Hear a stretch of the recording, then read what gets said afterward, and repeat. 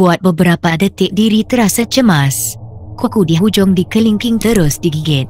Bermacam-macam perkara buruk bermain di kepala. Semuanya berkisah tentang hal diri. Apakah kami boleh melepaskan diri dari dikuasai lelaki berdarah dahi? Apakah selepas ini masih ada perkelahian yang tidak diminta? Perkara itu berlaku waktu malam. Saya kira si pemandu sengaja mengemukakan pertanyaan demikian untuk memancing rahsia. Lelaki berdarah dahi masuk perangkap. Pertanyaan itu membuat dia termenung seketika. Macam ada sesuatu yang difikirkannya. Ya betul, jawab lelaki berdarah dahi. Perkara itu terjadi di depan mata kamu. Ya, lelaki berdarah dahi anggukkan kepala. Si pemandu menarik nafas dalam-dalam. Kemudian berdehem beberapa kali sambil menjeling ke arah saya. Semasa mengalihkan pandangan merenung ke arah kawasan yang ditumbuhi pepohon renek, renungan kami bertembung.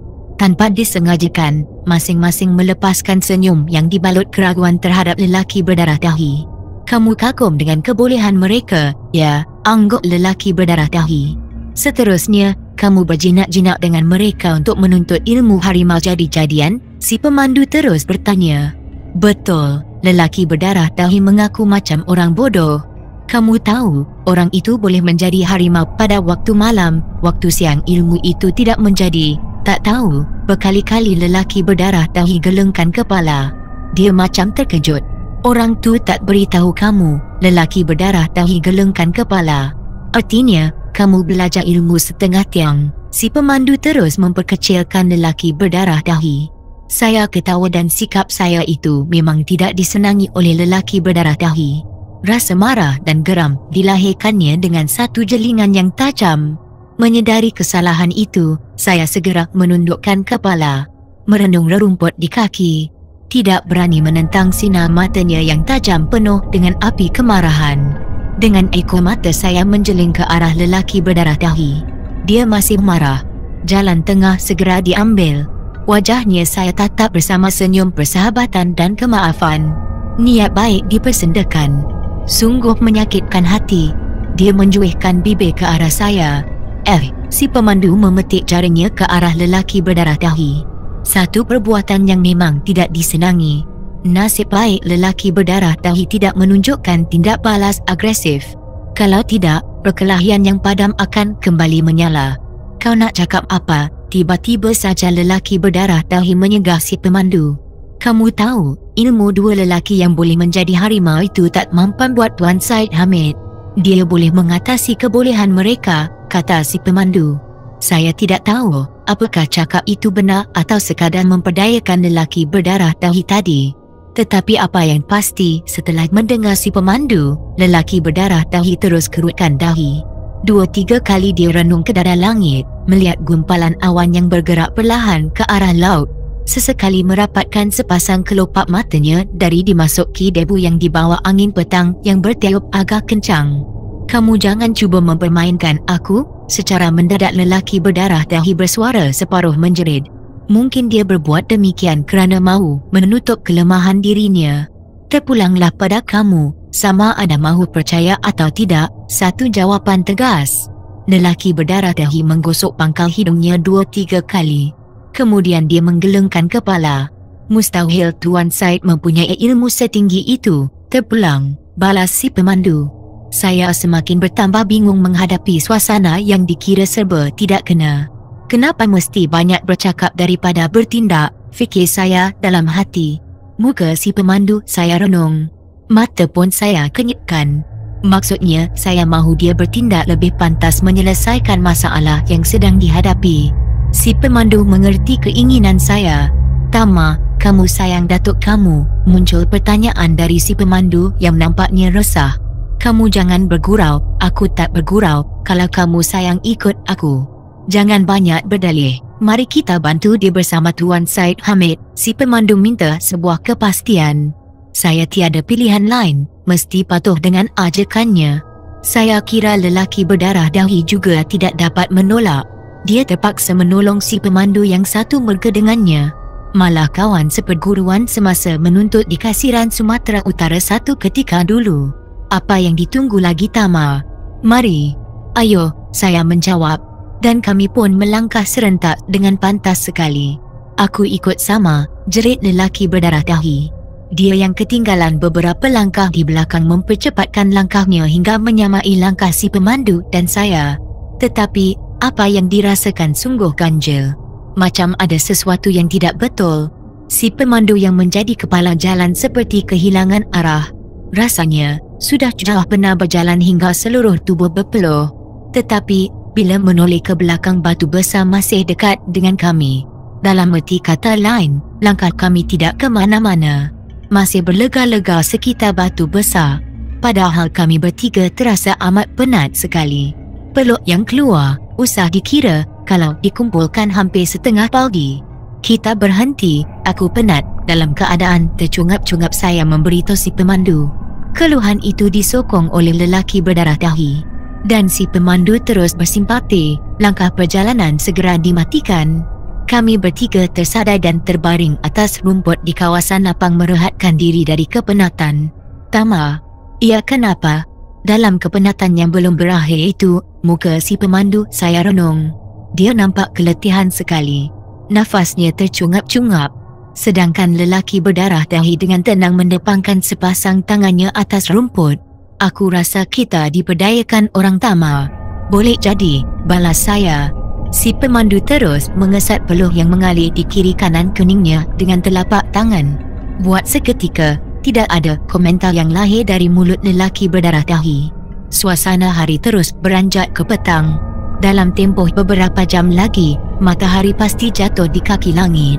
Dan Dewi Senja mengambil alih tugas dari matahari. Kalau suasana hari sudah didatang berbunga senja, segala-galanya akan menjadi sukar. Usaha mencari Datuk dan Syed Hamid Al-Haddad akan menjadi bertambah sulit. Satu perbincangan kecil segera diadakan antara saya dengan si pemandu. Lelaki berdarah dahi hanya mendengar saja. Akhirnya, kami mengambil keputusan untuk kembali semula ke arah batu besar, tempat di mana kami mula bertolak tadi. Sambil menyandarkan badan ke batu besar, langit yang terbentang luas menjadi habuan mata. Keluang dan bangau terbang tinggi bagaikan berlumba-lumba di awan. Suara gagak liar jelas kedengaran. Bunyi deru kenderaan yang lalu di jalan raya di balik terus menyumbat lubang telinga. Bagaimana semuanya ini boleh berlaku? Terhambur pertanyaan dari kelopak bibir. Muka si pemandu saya renung. Dan si pemandu pula merenung muka lelaki berdarah dahi. Pokoknya, wajah kami terus dibalut keresahan, terus diselubungi kecemasan dan ketakutan. Kita disihir. Terpancut kata dari sepasang bibir tebal lelaki berdarah dahi. Kenapa kamu cakap macam tu? Soal si pemandu sambil melagakan gigi atas dengan gigi bawah berkali-kali. Tiada daya dia menyembunyikan rasa marah dan geram. Tiada jawapan yang diberikan oleh lelaki berdarah dahi. Si pemandu bergerak ke kanan dan ke kiri. Akhirnya berhenti dan berdiri di sebelah kanan saya. Sepasang matanya kembali tertumpu ke kulit muka lelaki berdarah dahi. Tentu ada sebab kamu cakap macam itu.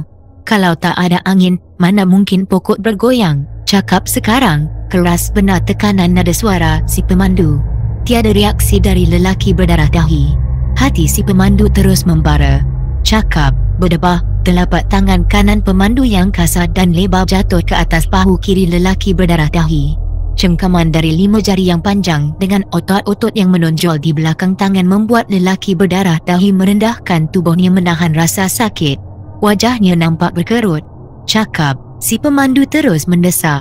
Lelaki berdarah dahi tetap membatu. Kemarahan terus membakar hati nurani si pemandu.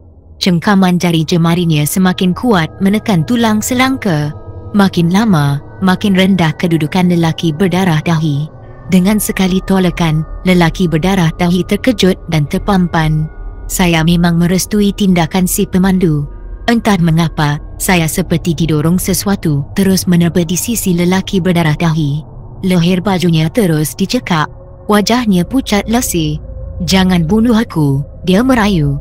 Baju yang dicekak saya lepaskan sambil kaki menyepak lemah ke punggungnya. Kamu mesti membantu kami, si pemandu terus menghediknya. Sebenarnya, aku tidak mampu melawan. Selain dari ilmu tikus putih, kamu juga mempelajari ilmu silat harimau melindungi anak, ilmu yang tidak ada pada aku.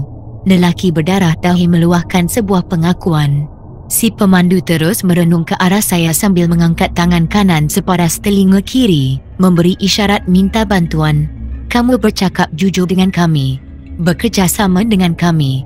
Itu saja yang kami minta. Kata-kata itu terhambur dari mulut sebagai memenuhi isyarat dari si pemandu. Bantulah kami, saya terus merayu dan memujuk. Tiada jawapan yang diberikan.